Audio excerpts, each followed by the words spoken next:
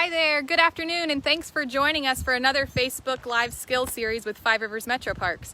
My name is Angie, and today we are going to be talking with Greg about the basics of building a campfire. So while many campgrounds are closed right now, this is a really great skill that you can practice in your own backyard. So I'm going to hand it over to Greg.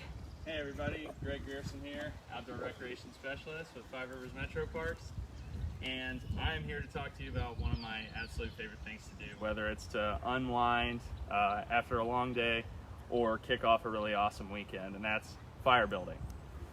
Now, there's a lot of different things, no fire is the same, but if you follow 3 simple steps in terms of preparation, the actual management of the fire, and proper disposal, you can keep not only the environment safe from any disturbances as if by picking a proper site like this fire ring here. So it's always important to pick an established site if you're not going to have a fire at home. But we're going to start with preparation. So it can seem a little bit overwhelming, but there's a lot of different things that you can use to prepare for a fire. So the number one thing, and there's a perfect example of this right here, you need a lot of different types of fuel sources. And that starts with tinder, which is really small stuff that's really dry and easily ignites and catches on fire very easily. And then you have a little bit bigger stuff, which is your kindling, which can vary in size, but it is also very dry as well. So don't get too caught up in the nuances of like what tinder and kindling and all those things mean. It's really just based on size. So the tinder is the really small stuff, the kindling is your kind of medium-sized stuff, and then if you have access to it, you have your large fuel wood, like so. Now, if you don't have access to these types of things, that's okay, because you can make do with what you have. If you're in a neighborhood, it can be tough to find some of these little tiny finer materials. You can very easily take this piece of wood and you can take your knife. Now we're not going to go full Bear Grylls or Tom Hanks and Castaway or anything, but you can take your knife and you can shave it and lift it to create really small pieces with a lot of little fibers. And those little fibers are going to be an excellent way to start your fire. So we've covered some basic preparation. I will emphasize that it's important to have a lot. Even though you are having just one fire, it does take a lot of energy to create just one fire. But to keep it going throughout the night, you're going to need a lot more. So when it comes to building a fire, there's 3 different types. So we'll start with the upside down fire, which is kind of built for the duration. It's very simple or another name for it is the pyramid fire. It's very simple. You can take 3 to 4 logs, depending on how big it is and how much fuel source you have access to. You can take 3 to 5 logs, depending on your fire pit, and lay those down on the ground.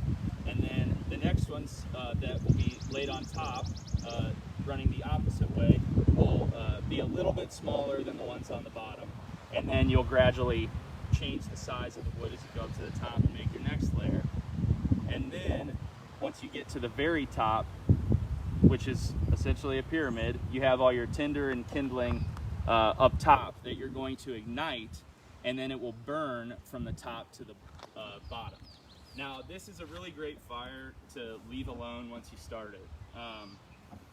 And it's got excellent oxygen source blowing to it at the top, so it's going to increase the amount of oxygen that it gets, and it's going to burn that wood down. And then you'll have a really nice bed of coals. So this is great if you have access to a lot of fuel resources and things like that. But it's not always practical for everyone. Again, I can't emphasize this enough, that when you are picking a site, it's incredibly important to always be sure that you're clear of any tall grasses or any trees. Like today is a perfect example. It's really windy out, and we have some trees around us, but they're plenty far away that we don't have to worry about the tips of the flames if it does get too big to touch any part of the tree. Which brings me to my next point, that when you're building a fire in the woods, or whether it's in your backyard or anywhere, unless you're out in the middle of absolutely nowhere in a big field, it's always important to keep your fires manageable and small. The larger they get, the more out of control they get, the more unpredictable, and it's not only a danger to you, but it's a danger to nature and everyone that's adjacent to it.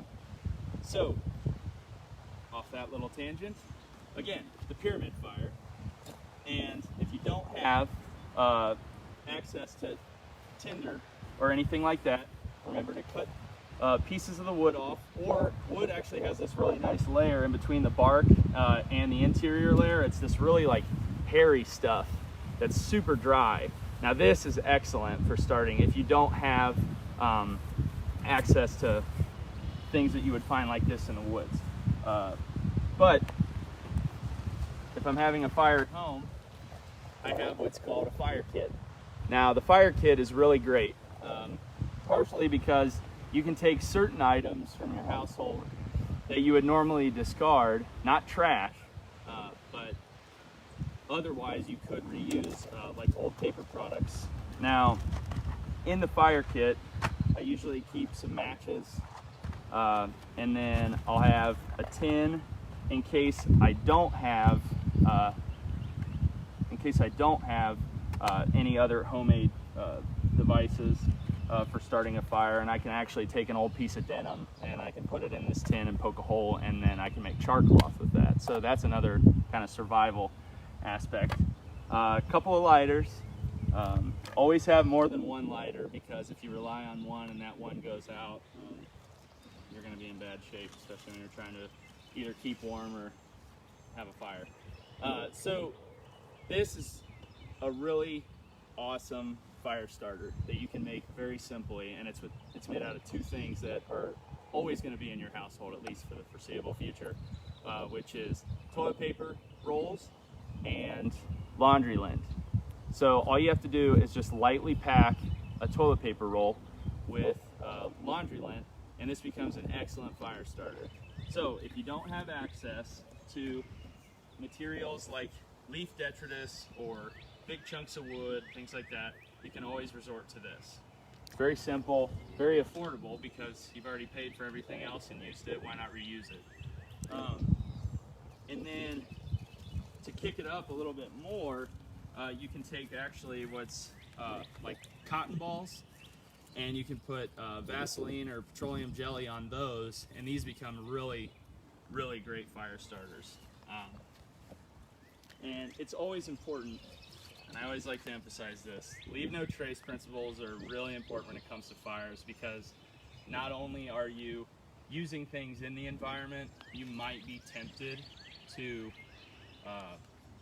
go a little bit beyond your means, because you think, you know, I've hiked, I've backpacked, I've camped, I've done all these things all day, I'm really tired, I want to have a huge fire. But in fact, it's really important when you're scavenging for wood and all these materials, if you don't have access to these resources, be sure to find pieces of wood that are usually no bigger than your wrist and that are naturally fallen. We don't want you going around, I have this saw right here, and this is just for cutting up and managing the resources that I have. But I'm not going to go take this and cut down a fresh tree, or even if a tree, like over here in this field, if it's dead, but I'm not going to go over there and cut that down, because one, that's disrupting the habitat that I'm in. So it's really important to be respectful of the environment when you're out in it. Always be conscious that when you're selecting your woods, to keep them, smaller than your wrist, and always have them in abundance, so you can manage your fire properly and not have to scour everywhere and leave it unattended.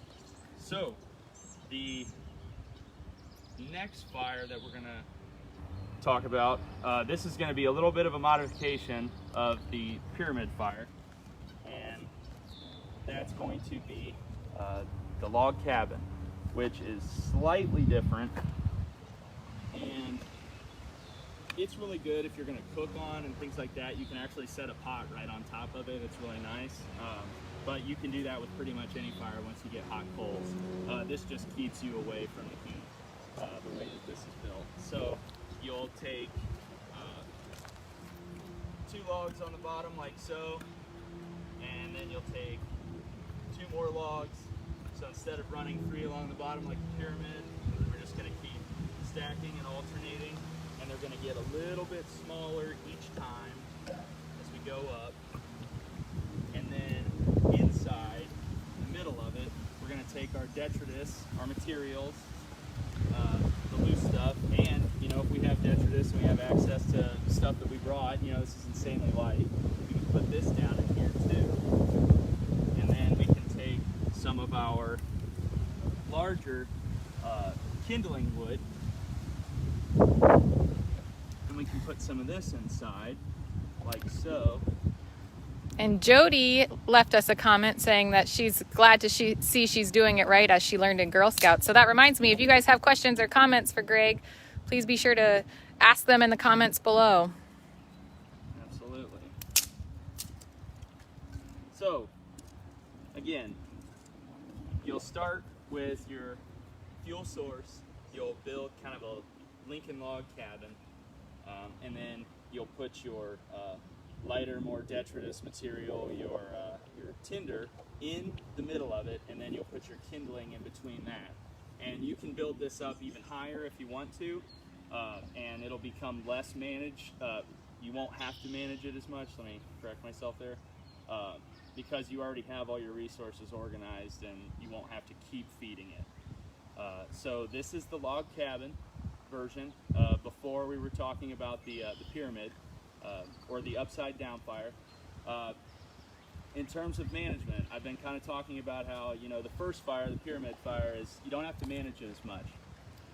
You kind of, it's one and done. And then you just add it every now and then. The log cabin, kind of the same thing. You got to manage it a little bit more if you want more coals, more embers.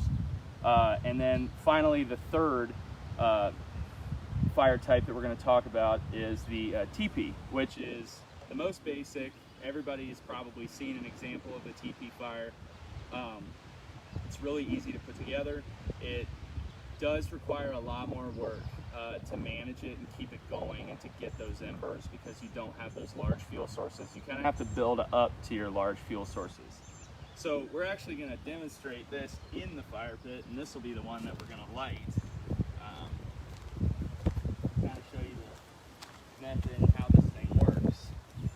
So we're going to start with the base, and I'm actually going to take this really nice dry stuff here, and we'll put this down here in the bottom. And then we're going to take some smaller sticks, like so, and put these kind of on top. And it's a little bit windy, so forgive me if this thing falls over a couple of times. We will make it happen. And then we'll take 3 sticks like so, build it in sort of a teepee formation, like a triangle. And it's always handy to find a stick that has little legs like this on it so you can get it to balance easier. But again, I'm having some difficulty here. All right, so we've got our teepee started. Now, I'm going to take some more detritus, or tinder, and throw that in there, and then we'll start balancing some other kindling on the outside.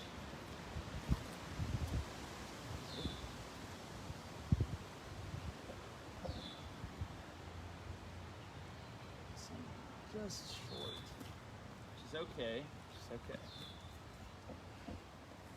Now, I will say that an excellent example of some kindling could be a really old dead tree that's fallen over. Now, you can take big chunks of like a giant tree that's fallen over and is dead and rotted out.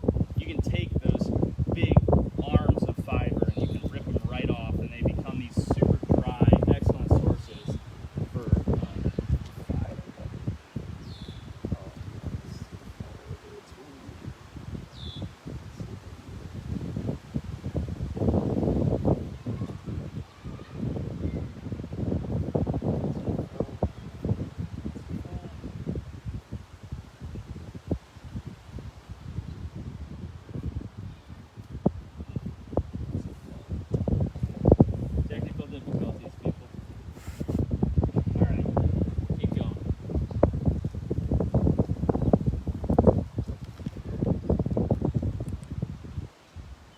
All right, give us a like if you're planning to have a campfire in your backyard this weekend. Oh, it keeps falling. I'm gonna have to go smaller. Yeah, and that's the nice thing about the teepee. You start with that really small tinder and just kind of slowly build up. It may take some doing over. That's just kind of the nature of it.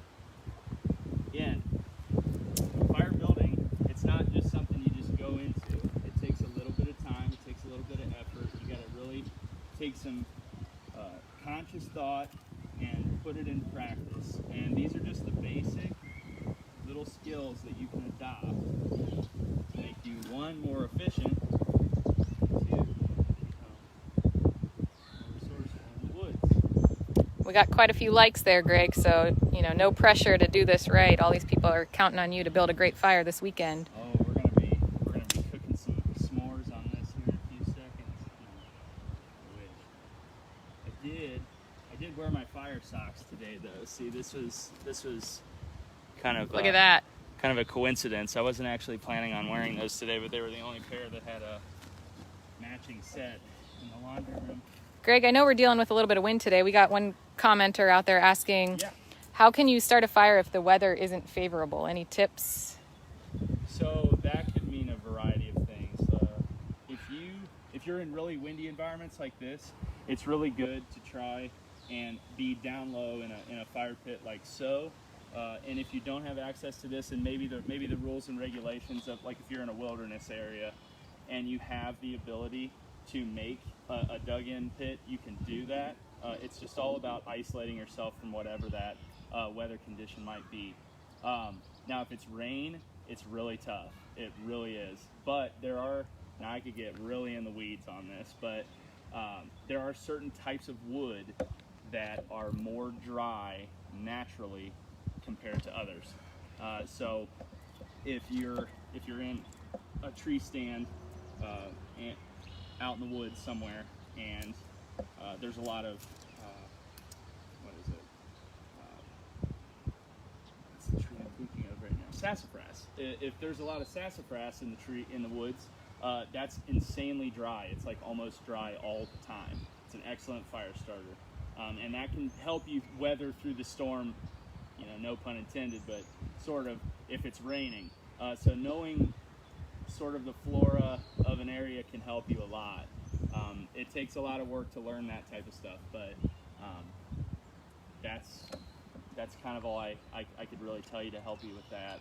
Other than wind, dug-in fires, know your fuel sources, and then always be prepared. So if you're going to go out in the woods, having something like this, a fire kit of some sort, an external, like a flame or something like that. You're not going out there with a fire steel and flint or something like that.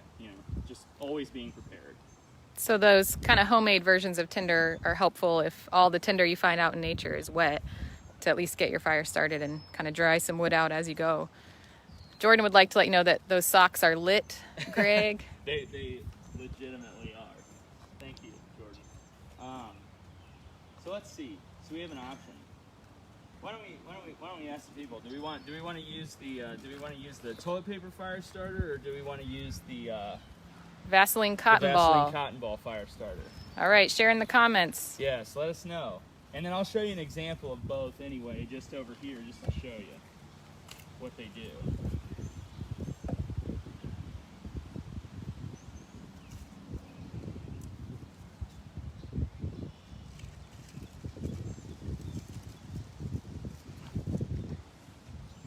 Oh, also, I will add, your fuel sources, we have these big, nice logs here, that are split that, you can do in your own property or whatever.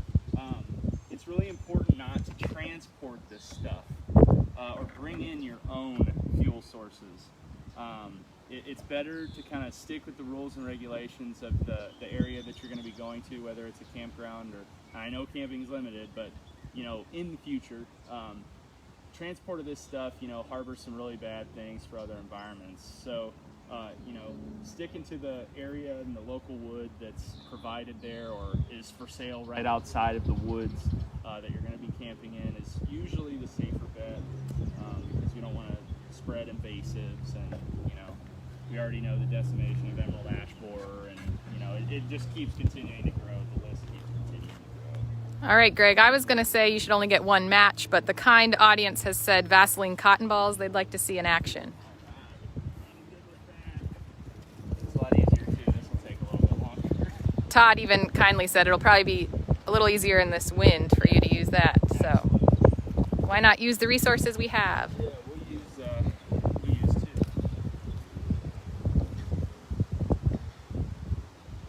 So take this, place this inside here. Maybe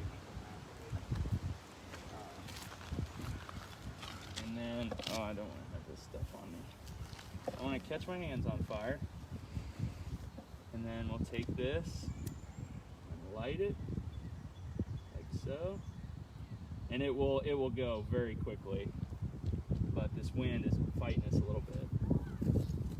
So we gotta kind of lock it, and I don't even have to blow on it actually, because the wind is kind of doing the job for me.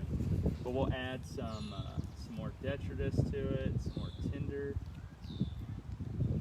and always be mindful putting your hands in a fire. I get my hands pretty close. I've kind of lost all feeling in my fingers from doing this so many times. And now that we've got kind of a good base, she's ours, like we have the fire, we're good. We can start adding a little bit bigger size stuff, not too big though, and just kind of build out on this. Don't want it to fall over.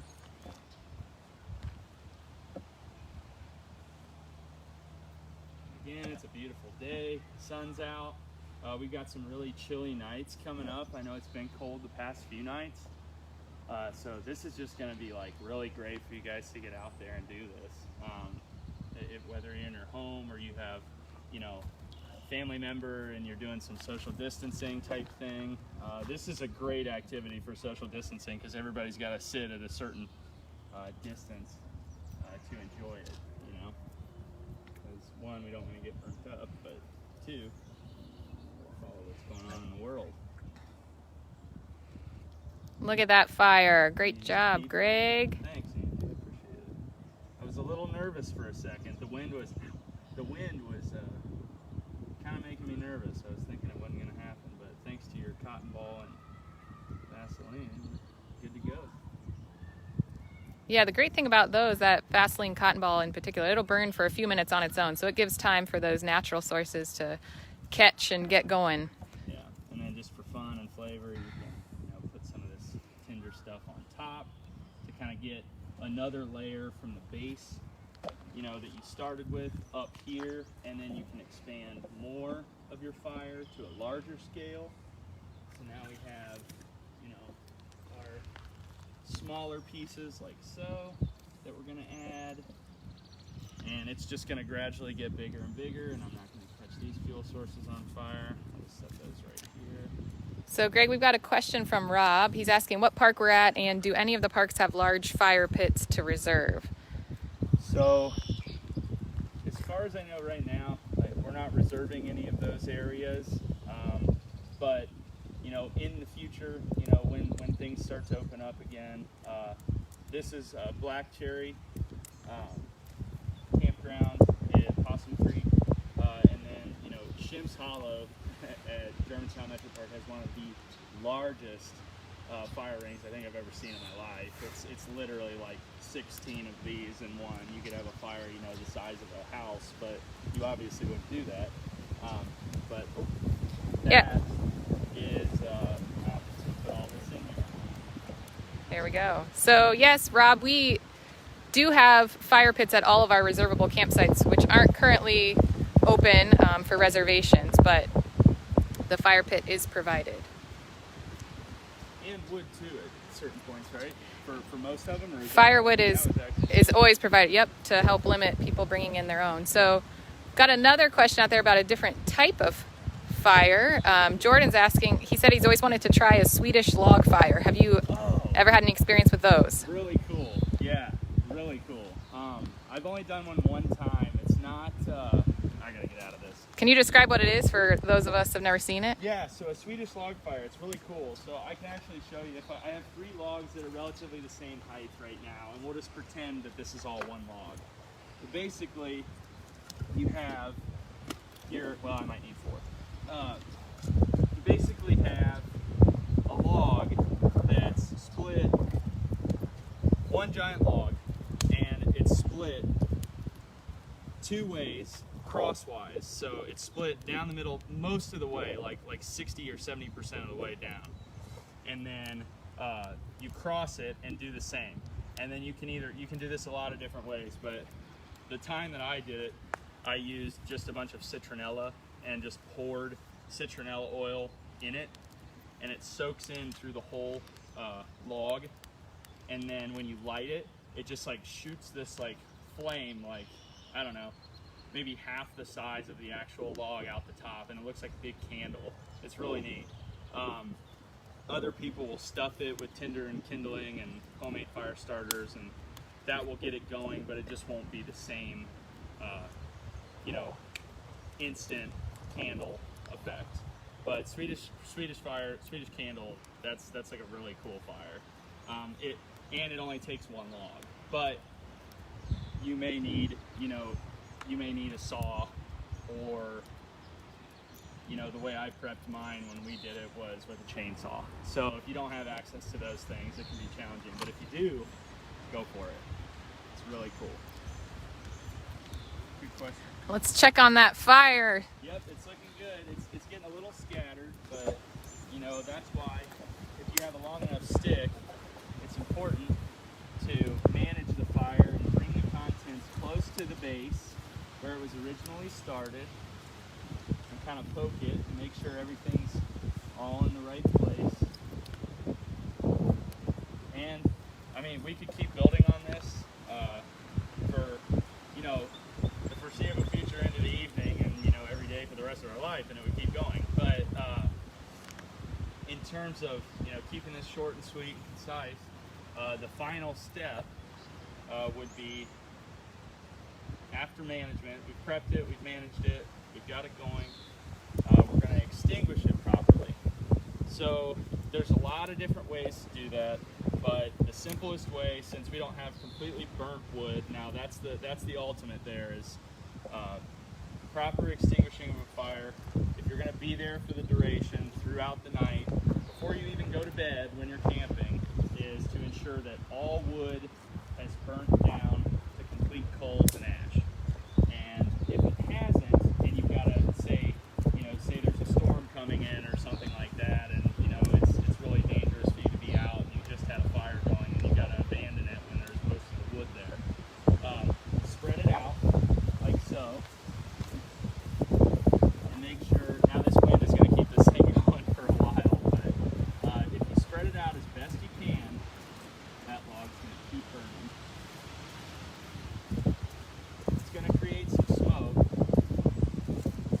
so spread it out so there's no open flames. And then, if you don't have access to water, you can use the covered earth method and take a lot of dirt and shovel it in there. That's going to create a bunch of smoke, and that's also not the most leave no trace method that you can use, but in a tight pinch, you can do that. But if you filtered water, or you've got water or a stream nearby, you can take all of this, and you're not just going to take all this water here and just slosh it in there, because you'll drown the fire pit, which is not good. So you take this and you sort of pour it over throughout the whole fire. Make sure everything is doused appropriately. Not all the water's been used. Greg, would you recommend, it seems like a good thing to have that bucket next to your fire anyways, just as a added safety measure? Absolutely. That's a good point. Thanks for bringing that up too. Yes, having a safe way to extinguish it in the event that it does get a little bit out of hand or unmanageable, which it shouldn't because you're building it small, but in any event, having those tools there for safety is very important. So I'm mixing it around. I've got the ash being churned in with the wood that's been burning, and then this to be completely cool to the touch. And as you can see, there's still smoke and things going on. So I'm going to add a little bit more water. Todd added bucket and shovel. Could be Yep. useful to have. Here is something. I want you all to see this because I just noticed it. This is why you don't burn trash in fires and expect it to just disappear. So I just noticed this. This is like an 80% melted spoon. Other way around, 20% melted spoon. And it's just sitting there. In fact, it actually still has food on it, which is kind of gross. Somebody probably just left this here, so I don't have to wash my hands. But it didn't go away. So the trash, or the fire is not a trash can. Although you're using, some household materials like toilet paper, rolls, and dryer lint, these are those byproducts that will fully burn. Not encouraging the use of trash though, because this is what happens. It gets left behind, an animal gets traces of food left on this spoon, and then they carry it off and it becomes, a problem down the road. So, just wanted to throw that tidbit in there. So we'll pack that trash out for whoever left it behind. Yes. And good tip on the having a shovel as well. Yeah, if you don't have a poker, a shovel, I always end up using a stick because I don't carry a shovel in the woods, or a packable one even. But a poker or some type of tool that you can touch the fire with without harming yourself is excellent. So it's still a little bit smoky. I'm going to throw a little bit more water. I think Angie got the perfect amount of water to do this whole thing. She must be an expert. So Greg, I see you're putting it out because you're done with it. What if you just wanted to go on a little hike and leave it for a bit? Is it ever okay to leave your fire unattended? So leaving your fire unattended is not something advisable because, for that simple fact, it's unattended and it's burning. So if you're going to have a fire, commit to having a fire. Don't halfway commit and then cause a problem down the road for not only the environment but you. So, and others. I mean, it's not just about the environment, it's the safety of others. So if you want to go on a hike and you got a friend that'll mind the fire because their feet are a little sore from the day's hike before, that's very manageable, but just never leave it unattended. Anyone else have any questions out there for Greg and fire building?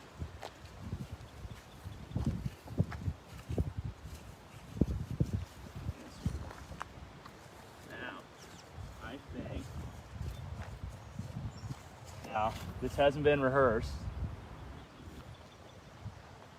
I'm going to trust that we did a good job. It's totally cool. Cool to the touch. Everything's been extinguished properly, sorry. Now we do have a little bit of debris here. In some cases, this can be that whole visual aesthetic thing. People don't like to come up to fires that have leftover burnt wood. In some cases, following really strictly no trace principles, you can break up this firewood and disperse of it once it's fully extinguished.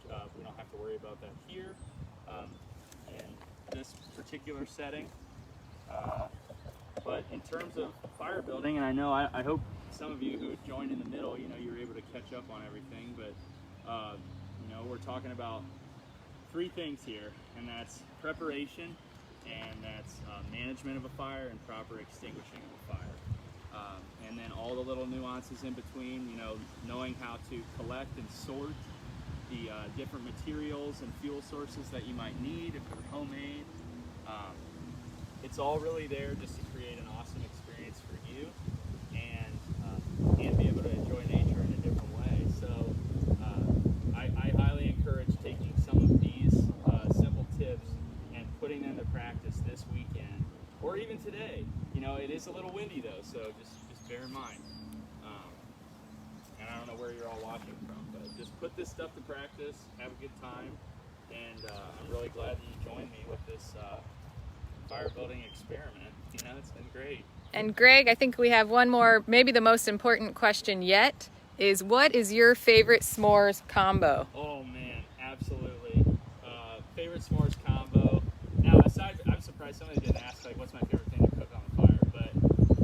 go ahead and tell us. I'll start with the s'mores. Chocolate chip cookie, Reese's cup, marshmallow, chocolate chip cookie. That Nice. is the ultimate s'more. I don't even use graham crackers. That's where it's at. Favorite thing to cook on the fire? I definitely like. So they're like these. It's like a pack, like with foil. So you'll just take foil and you'll throw like hamburger meat and onions and carrots and all the different little seasonings, and you'll just mash it up in a ball. And when you've got your nice hot embers, you just stick that in there and just let that cook for the duration, maybe 30 minutes, because those embers are super hot. You don't have to wait as long, and that is a really excellent meal for the fire. All right. Thanks so much, Greg, for all of the great tips, and thank you all for joining us. We'll be live again next Tuesday talking about how to pack your backpack at 1 o'clock. We hope to see you there.